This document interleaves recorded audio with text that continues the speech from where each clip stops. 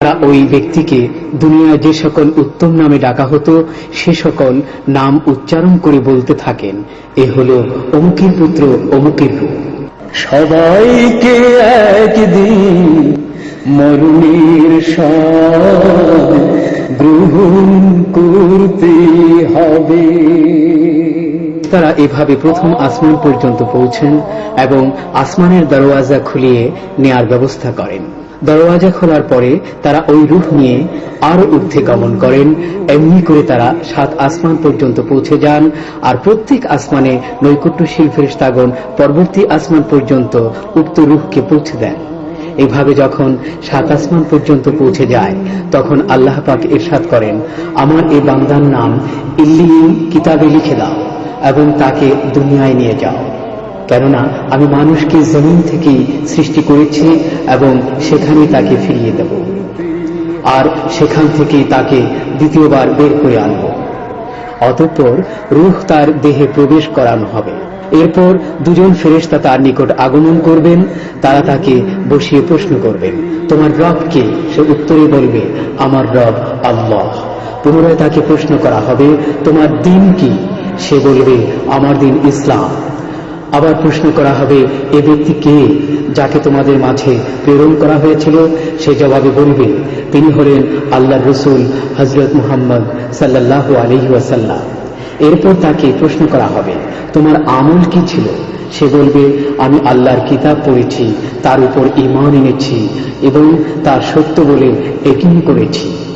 এরপর একজন ঘোষক আসমান থেকে আওয়াজ দিবেন, আমার বান্দা সত্য বলেছে, তার জন্য বেহেশতে বিছানা বিছিয়ে দাও, বেহেশতের পোশাক পরিয়ে দাও এবং তার জন্য বেহেশতের দিক থেকে একটি দরওয়াজা খুলে দাও। সে অনুযায়ী বেহেশতের দিক থেকে একটি দরওয়াজা খুলে দেওয়া হবে, আর এই দরওয়াজা দিয়ে বেহেশতের আরাম ও খুশবু আসতে থাকবে। এছাড়া যতদূর দৃষ্টি যাবে ততদূর তার কবরকে প্রশস্ত করে দেওয়া হবে। এরপর অত্যন্ত সুশ্রী চেহারা বিশিষ্ট, উত্তম পোশাক পরিহিত এবং পবিত্র খুশবু বিশিষ্ট এক ব্যক্তি তার নিকট এসে বলবে, শুভ সংবাদ শুনে রাখো, এ হচ্ছে সেই দিন যার ওয়াদা তোমার নিকট করা হয়েছিল। সে প্রশ্ন করবে, ভাই তুমি কে? তোমার চেহারাকে সত্যিকার অর্থেই চেহারা বলা যেতে পারে, প্রকৃত শুভ সংবাদ দেয়া তো তোমার পক্ষেই সম্ভব।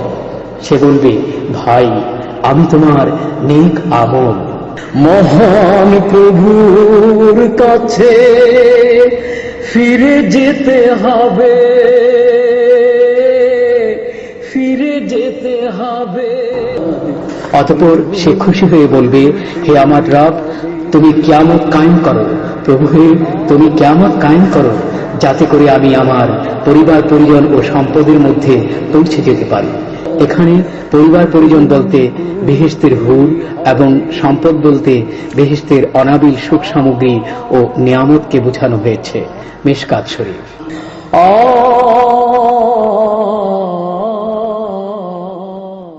সবাইকে একদিন মরণের স্বাদ গ্রহণ করতে হবে।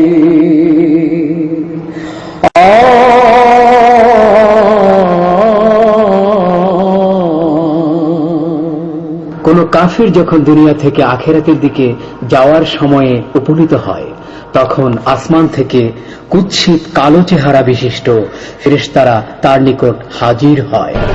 তাদের সাথে থাকে ছেঁড়া বিছানা, আর যতদূর তার দৃষ্টি যায় ততদূর পর্যন্ত তারা বসেন। এরপর হযরত আজরাইল আলাইহিস সালাম এসে তার মাথার কাছে বসেন এবং বলেন, হে নিকৃষ্ট প্রাণ, আল্লাহর অসন্তুষ্টির দিকে চলে আসো।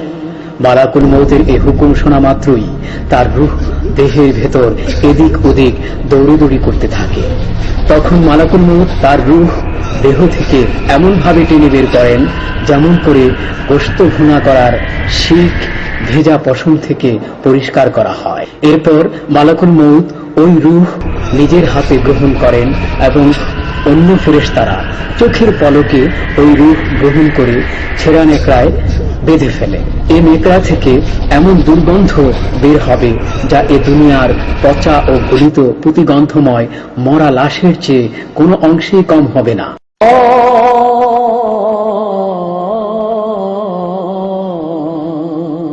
ফেরেশতারা ওই দুর্গন্ধ রূহ নিয়ে আসমানে আরোহণ করবেন এবং ফেরেশতাদের যে দলের সাথেই তাদের দেখা হবে তারা প্রশ্ন করবেন, এই নিকৃষ্ট রূহ কার?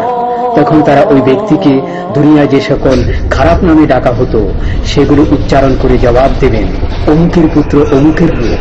এমনি করে তারা প্রথম আসমানে পৌঁছে দরওয়াজা খোলার অনুমতি চাইবেন, কিন্তু তার জন্য দরওয়াজা খোলা হবে না।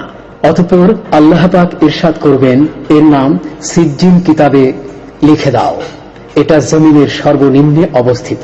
তখন তার রূহ সেখানে নিক্ষিপ্ত করা হবে। অতঃপর রূহকে তার দেহে ফিরিয়ে দেওয়া হয় এবং তার নিকট দুজন ফেরেশতা আগমন করেন। তারা তাকে বসিয়ে প্রশ্ন করেন, তোমার রব কে? সে বলে, হায় হায় আমি জানি না। এরপর প্রশ্ন করা হয়, তোমার দিন কি? সে বলে, হায় হায় আমি জানি না। আবার প্রশ্ন করা হয়, এ ব্যক্তিকে যিনি তোমাদের মাঝে প্রেরিত হয়েছিলেন? সে বলে, হায় হায় আমি জানি না। এরূপ প্রশ্নোত্তর হবার পর আসমান থেকে একজন ঘোষক আওয়াজ দেবেন, সে মিথ্যা কথা বলেছে। অর্থাৎ সে তার রবকে ভালো করেই জানে, কিন্তু তাকে সে মানত না। কোন দিন সে অনুসরণ করত তাও সে জানে এবং হযরত মুহাম্মদ সাল্লাল্লাহু আলাইহি সাল্লামকে নবী হিসেবে জানত, কিন্তু না সে ইসলামের অনুসরণ করেছে না হযরত সাল্লাল্লাহু আলাইহি সাল্লামকে নবী হিসেবে মেনে চলেছে। তাই সে শাস্তি থেকে বাঁচার জন্য নিজেকে অজ্ঞ বলে জাহির করছে। তাই তার নিচে আগুন বিছিয়ে দাও এবং তার জন্য দোজখের দরওয়াজা খুলে দাও।